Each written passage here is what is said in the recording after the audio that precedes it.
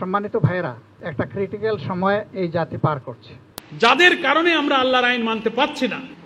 সমাজে প্রতিষ্ঠিত অন্য যত রব, অন্য যত খোদা বসে আছে, এই নেতৃত্ব কর্তৃত্ব আইন প্রণয়নকারী জায়গা থেকে তাদেরকে সরিয়ে এখানে আল্লাহর আইন আর সৎ নেতৃত্ব কায়েম না করলে জীবনের সর্বস্তরে আল্লাহকে রব বানা আর রসুলকে নেতা মারা সম্ভব হয় না। তাই আমাদেরকে সমাজের অসৎ, খোদাহীন, মিথ্যা, পাপী, নাফরমান নেতাদেরকে সরিয়ে সৎ লোকের নেতৃত্ব কায়েম করলেই কেবল আল্লাহকে ইলাহ মানা আমাদের পক্ষে সব। আমি একটা প্রশ্নের জবাবে বলেছিলাম যে রাজধানীর মাটি ঠিক আছে তো সারা দেশ ঠিক আছে। তার মানে রাজধানী হচ্ছে জাতির মগজ। ব্রেইন কাজ করবে তো সারা বডি অ্যাক্টিভ।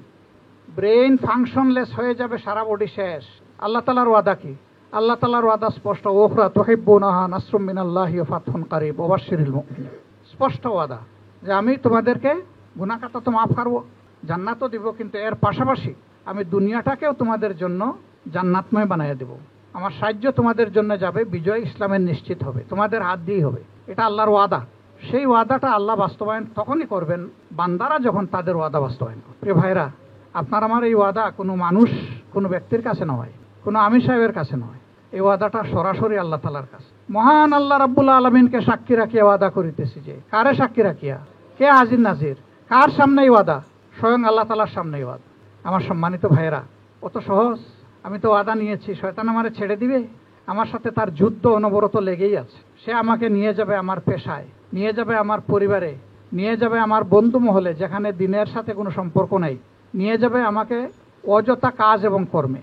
আর আমাকে কুস্তি করতে হবে তাকে পরাজিত করার জন্য। সেই কুস্তিতে যদি আল্লাহ আমাকে সাহায্য করেন তাইলেই আমি বিজয়ী হতে পারবো। আমি একজন চিকিৎসক হতে পারি, আমি আমার রোগীর হক আদায় করে নিচ্ছি কিনা, আল্লাহকে ভয় করে নিচ্ছি কিনা। আমি একজন আইনজীবী হতে পারি, আমার হাতে টাকা আমি চাইলে নিতে পারবো, আমি সেই হকটুকুর দিকে খেয়াল রাখছি কিনা এবং আল্লাহকে ভয় করছি কিনা। আমি একজন ব্যবসায়ী হতে পারি, আমার ব্যবসার মেজারমেন্টের মানদণ্ড ঠিক আছে কিনা, কোয়ালিটি যা বলছি এটা আমার জানা মতো নিশ্চিত আছে কিনা। এই বিষয়গুলো কয়েকটা মাত্র উদাহরণ দিলাম। এই বিষয়গুলো সামনে রেখে যারা নিজেদের দায়িত্ব পালন করবেন, আল্লাহ তাদেরকে তাকওয়ার দিকে সাহায্য করবেন। সম্মানিত ভাইয়েরা, আমি সবচেয়ে বড় গুনাহগার। আমি বিশ্বাস করি আমার প্রতিটি ভাইয়ের নেক আমল আমার চেয়ে ভালো এবং আল্লাহর সে আমার চেয়ে প্রিয়। আমার জন্য বুক করে আপনারা দোয়া করবেন, অসঙ্গত কোনো কাজ যেন আমি না করি। আর যদি কিছু আমার ভুলের জন্য, দুর্বলতার জন্য হয়ে যায়, আল্লাহ যেন সাথে সাথে আমাকে সংশোধনের ব্যবস্থা করেন। অন্য ভাইয়ের 10টা বড় ভুলে না ক্ষতি হবে, আমার একটা ছোটো ভুলের কারণে এর চেয়ে বড় ক্ষতি হয়ে যেতে পারে। আল্লাহ যেন আমাকে হেফাজত করে, আমার মগজকে হেফাজত করে, আমার জেহেনকে হেফাজত করে, আমার কল্পকে হেফাজত করে। আর বডিটা তো আল্লাহর জন্য দেওয়াই আছে, আল্লাহ যেভাবে পছন্দ করে।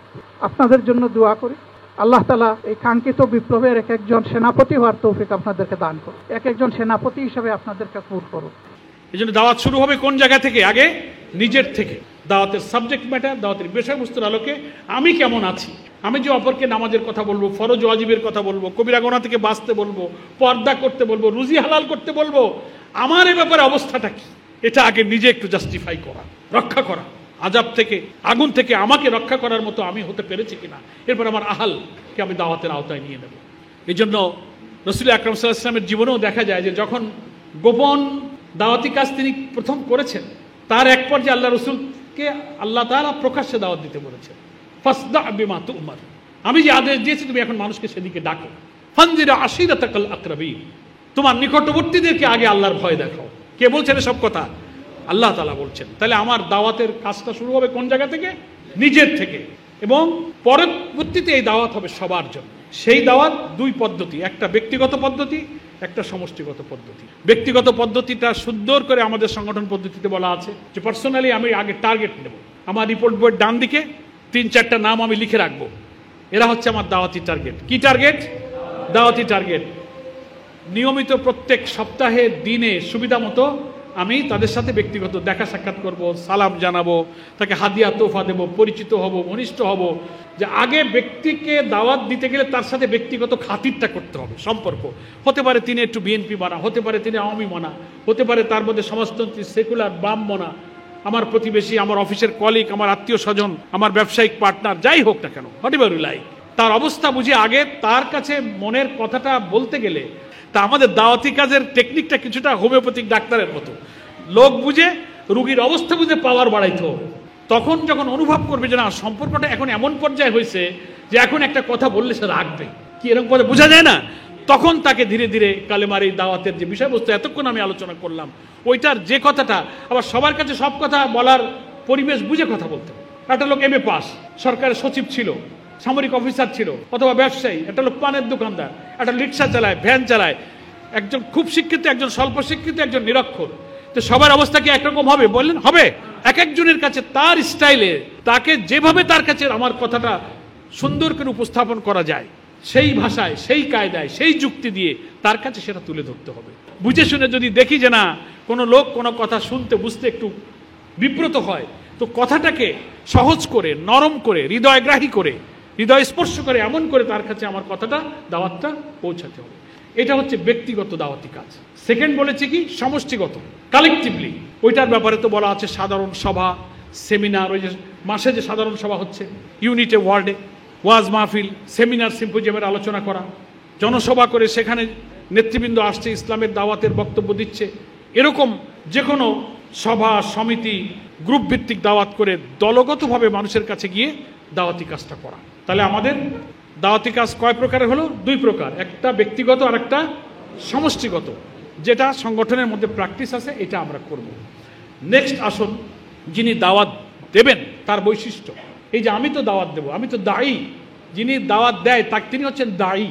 এ ব্যাপারে তার কতকগুলো গুণ বৈশিষ্ট্য থাকতে হবে। চট করেই শুধু মাথা গরম করে লোকদের না, ঠিক আছে আজকে গেছিলাম পরোয়ার ভাইয়ের কাছে, দাওয়াতের গুরুত্ব বুঝে আসছি, হাটে বাজারে রাস্তায় যেখানে পেলাম সাইকেল থেকে দাঁড়া, আগে দাওয়াত শুনে যা, ফরজ কাজে আদায় করে নি। যেখানে সেখানে দাঁড়ায় পড়ে হাত ধরে দাওয়াত দিলে তো হবে না। স্থান, কাল, পাত্র, মন, মেজাজ বুঝে দাওয়াত দিতে হবে। একটা লোক ডাক্তারের কাছে যাইতেছে সাইকেল চালায় মায়ের ওষুধ আনতে, আপনি তার থামায় রাস্তায় দাঁড় করে দাওয়াত দিলে সেই দাওয়াতের আসর হবে না।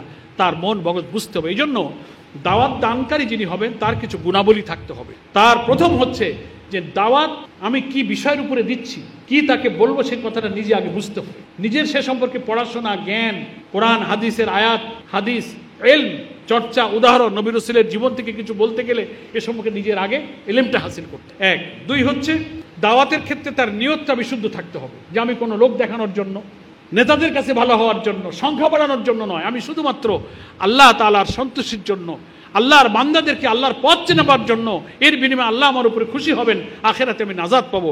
আল্লাহকে দেখানো ছাড়া, আল্লাহকে খুশি করা ছাড়া আমার আর কোনো উদ্দেশ্য নাই।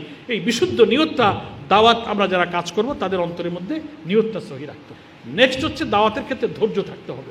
3 বার 4 বার 5 বার বাড়ি গেছি, 5 বার একটা বুঝাইছি, সে শোনে না, মানে না, খালি ছুটে চলে যায়। বারবার তার কাছে যাওয়া এবং ধৈর্য ধরা, তার জন্য দোয়া করা, তার জন্য দোয়া করা এবং ধৈর্যের সাথে দাওয়াতি কাজ করা।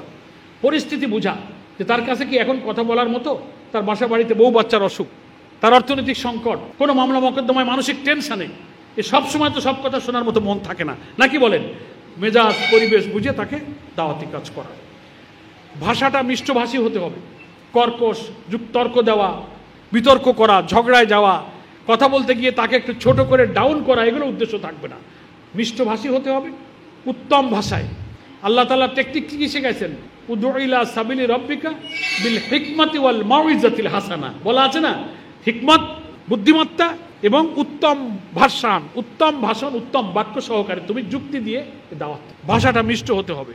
দাওয়াত দিতে গিয়ে যদি তার সাথে কোনো ব্যাপারে মতপার্থক্য হয়ে যায়, তাহলেও সেটা নিয়ে বিতর্কে যাওয়া যাবে না। ঠিক আছে ভাই, আপনি একটা প্রশ্ন করেছেন, আমার হয়তো এখন এটা জানা নাই, আমি জেনে আপনাকে পরে কথা বলবো। কিন্তু বুঝতে পারেনি বলে নিজে একটু বড় হওয়ার জন্য একটা মিথ্যা টিথ্যা গুজামিল দিয়ে বুঝায় নিজে জিতে বাড়ি চলে আসলে আমার লাভ তো হইলো না, ওই লোকটাকে আমি হারাবো। ধৈর্যশীল হতে হবে। অপরকে কথা বলার সুযোগ দেওয়া। আমি কিছু কথা বলে সেও কিছু কথা বলতে চাইতে পারে, ফলে তাকেও কিছু কথা বলার সুযোগ দেওয়া। এগুলো আমাদের খেয়াল রাখতে হবে। আমাদের দাওয়াতের মধ্যে অনেক সময় জড়তা থাকে, যে সম্পর্কে আমার এলেমটা, আমার জ্ঞানটা আগে যথেষ্ট করে নেওয়া, এবং কোনো কমপ্লেক্সিটি, হীনমন্য, যে আমার জ্ঞান কম, বুদ্ধি কম, আমি পারি না, আমার টাকা পয়সা কম, আমি গরিব মানুষ, একটা ধনী লোকের কাছে বলবো, এগুলো অনেক সময় আমাদেরকে কিছুটা হীনমন্য করে দুর্বল করে ফেলে। এটা করা যাবে না, যে আমি সবচেয়ে উত্তম কাজটি করছি, যার ব্যাপারে আল্লাহ তাআলা আমাকে মর্যাদা দিয়েছেন। ওমান আহসানু কাওলাম মিম্মান দাআ ইলাল্লাহ, আছে না কোরআন শরীফের আয়াত? কার কথার চেয়ে আর কার কথা উত্তম হতে পারে? যে মানুষকে আল্লাহর দিকে ডাকে। ফলে আমার কথাটা উত্তম, আমি আল্লাহর কাছে সবচেয়ে মর্যাদা সম্পন্ন। ফলে ওনার টাকা থাকুক, উনি গাড়ি বাড়ির মালিক হোক, কিন্তু আমি তো সবচেয়ে শ্রেষ্ঠ মর্যাদার অধিকারী একটা কথা নিয়ে তার কাছে যাচ্ছি। এইভাবে নিজেকে হীনমন্য মনে না করে, মর্যাদাশীল মনে করে মানুষের কাছে দাওয়াতটা নিয়ে যেতে হবে, এবং হৃদয় দিয়ে, অন্তর দিয়ে কথা বলতে হবে। তাহলে তার আসর হবে। এই পড়াশোনা, কোরআনের সাথে সম্পর্ক, নফল নামাজ, নফল রোজা, কিয়ামুল লাইল, আল্লাহর সাথে নিবিড় সম্পর্ক করে আমি যদি আল্লাহর সাথে নিজে ঘনিষ্ঠ হতে পারি, তখন আমার এই দাওয়াতে অন্যের উপরে আসর হবে।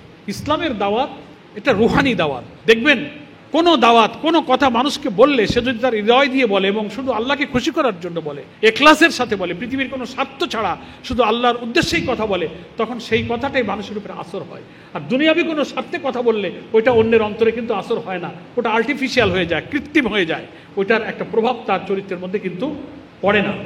আমরা যারা রুকন হতে চাচ্ছি, রুকন মানে হচ্ছে স্তম্ভ, পিলার, খুঁটি, নির্ভরযোগ্য শক্তি যার উপরে অবলম্বন করা যায়। আল্লাহর কাছে জান মাল সোপর্দ করে দিয়ে সংগঠনের মাধ্যমে আপনি আল্লাহর কাছে বায়াত গ্রহণ করে বিক্রি করে দেবেন যে এই জান মাল আমার নয়। যতদিন আমি হায়াত থাকবো আমার এই জান মাল আল্লাহর ইচ্ছা, আল্লাহর মর্জি অনুযায়ী সংগঠন আমার টেক কেয়ার করবে এবং আল্লাহর জন্য আমি এটা উৎসর্গ করে দিলাম। এরকম টার্গেট নিয়েও যদি পরিশ্রম করি তো আমার মানও বাড়লো, আর এই সংগঠনে হাজার হাজার লোক নতুন করে যুক্ত হবে ইনশাআল্লাহ।